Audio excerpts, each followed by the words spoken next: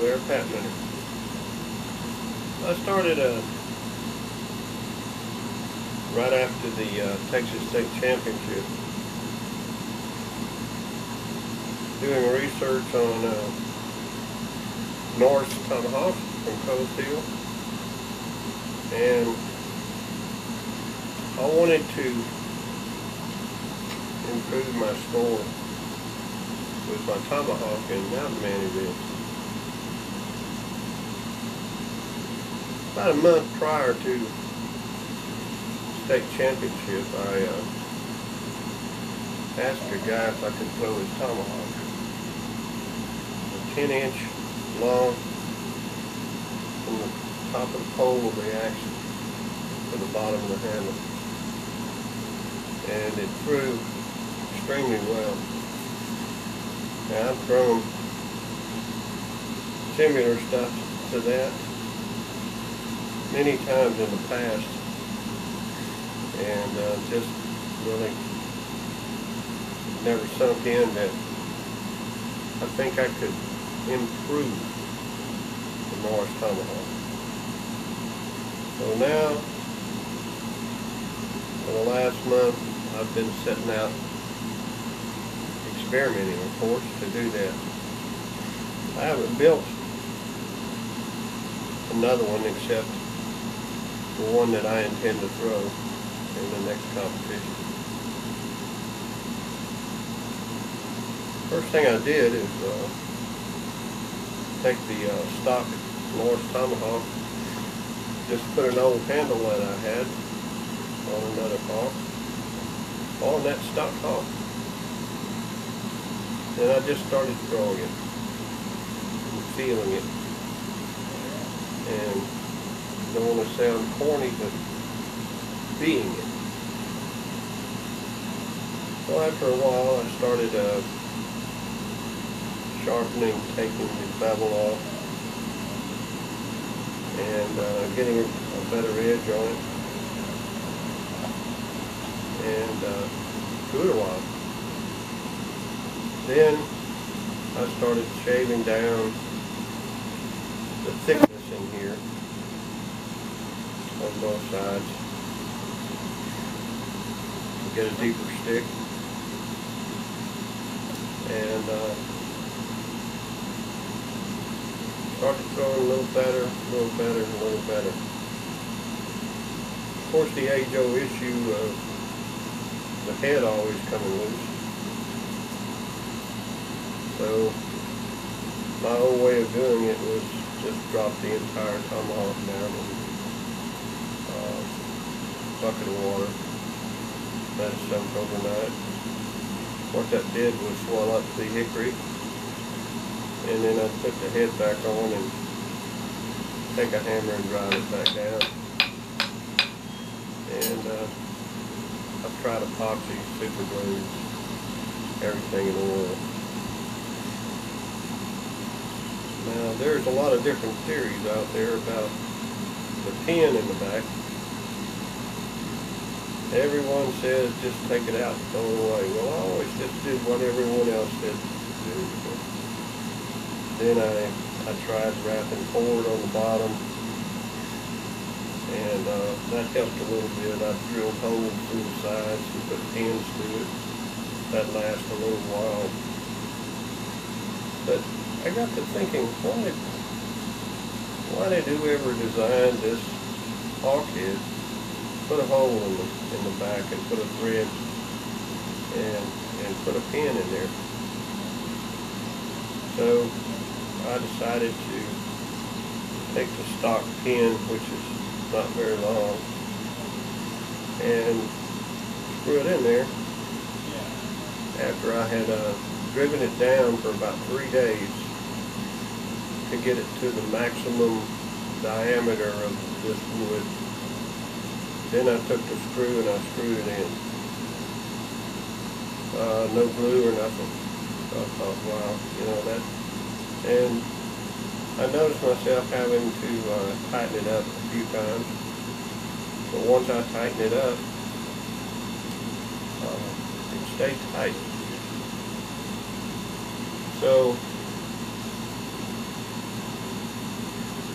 left it out in the sun this morning, and I had thrown this thing for 2 days, and it hadn't worked loose.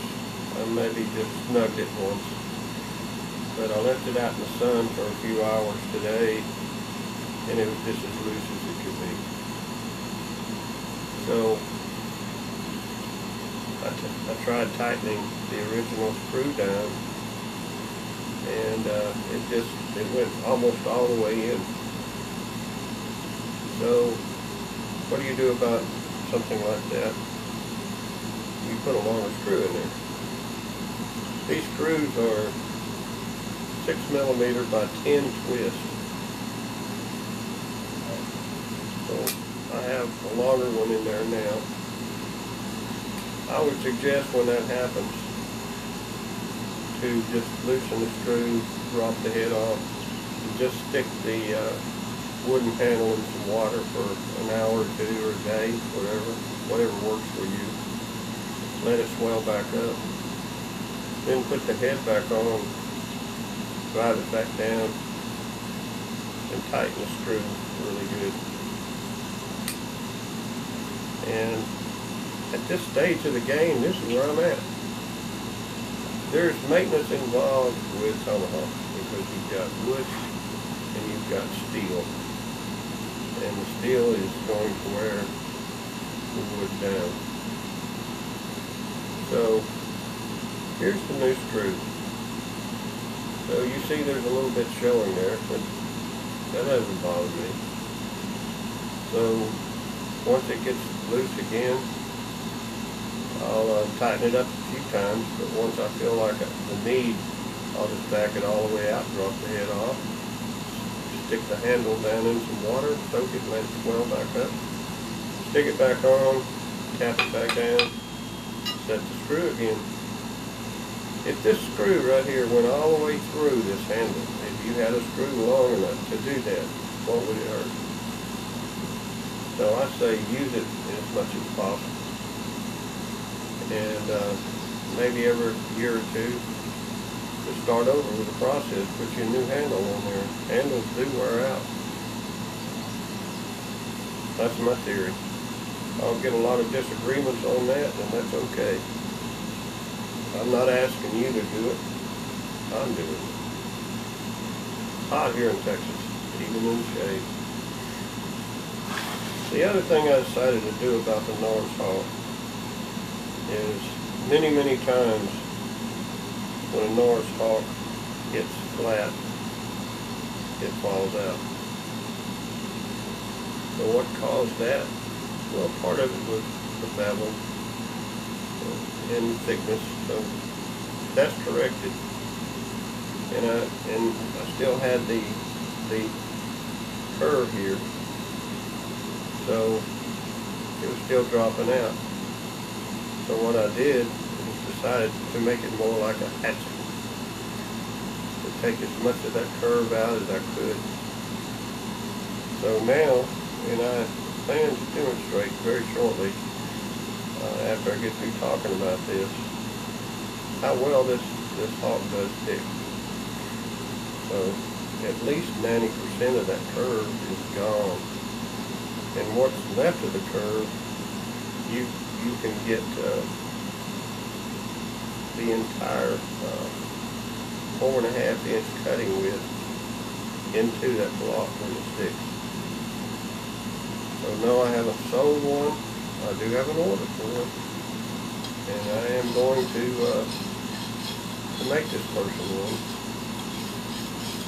And key and vital in a competition, if you're going to do this, take you an Allen wrench and take you a good file. I'd recommend an aggressive file and a little hammer. So in between sets for that 30 minutes, check out your hawk. Just snug it down, tap it, and then snug it back down, and make sure she's got a good edge on it. So if you want to split a card in half, pretty easy to do. You just drop that full width of that 4.5 inch in there, and you got it. Or if you want to try hitting the center of the card, it's easy to do too with the same hole. All you do is just give it a little snap, just a little tiny snap, and it'll bring it on around, and you can see where a lot of the wear is off the finish. And that's from going for 3 points instead of 2. Having an off day at Mountain Man event, just step up there and just try cutting the cards in half. That's 2 points. Sometimes if you go for 3, you get 1. So my whole objective is to bring up my hawk score 20-30 points over what my knife score is. There won't be any problems after that. Again, my finish that I put on there, I'm also testing that, and that is holding up extremely well. Sure, you're going to take off the finish where you're hitting, and that's with any finish, no matter what. But I think it looks good, it grows great.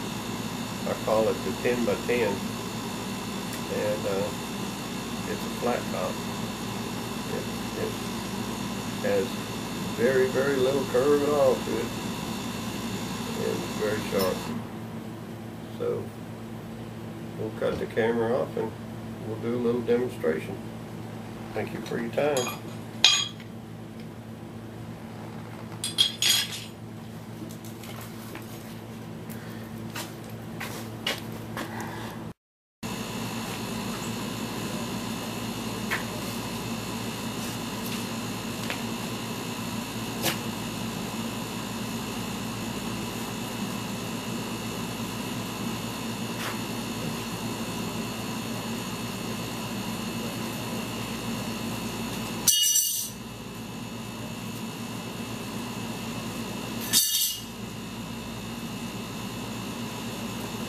Okay, demonstration of 10 by 10. This is 10-foot mark, 10-inch hawk, sitting flat.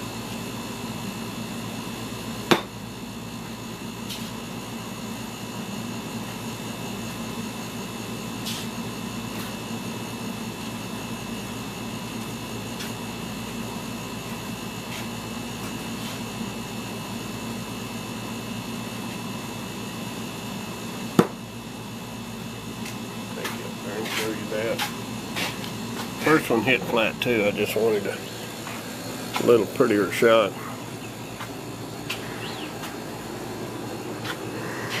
Getting flat. Full 4.5 inch. So let's shut it down and we'll show you same foot mark, the difference.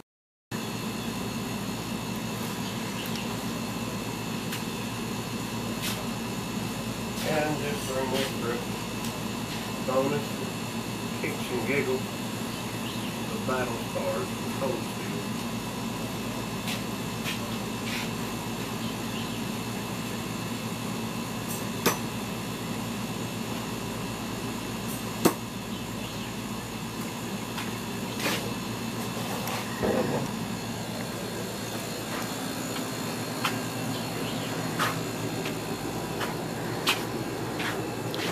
Think those wouldn't shut Hoss cart right down?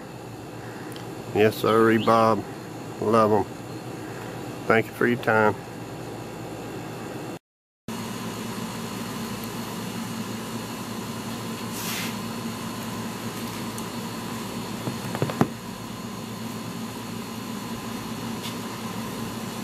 Hello there, Pat Minute here. Yesterday I was attempting to do a video on the 10 by 10 Tomahawk. And it's my design, my finish, and I'm hoping to give some good instructions on people. I have an order for one already besides the one that I possess. So yesterday I showed you how to hit flat, and basically the difference in hitting flat like this to cut a card in two, or guarantee a 2-point cut. The difference is this right here. If you want to do a flat, you just rock forward a little bit, which decreases the distance and the target. You don't have to change your mark. It's still on the 10-foot line. You want to go for a 3-point cut, center cut, you don't rock forward. It's all done with just the motion of your legs. So let me show you a 3-point hit. Hope I can do this the first time. Yesterday I had it all done, and for some reason Windows rejected the one part that I needed to finish the video.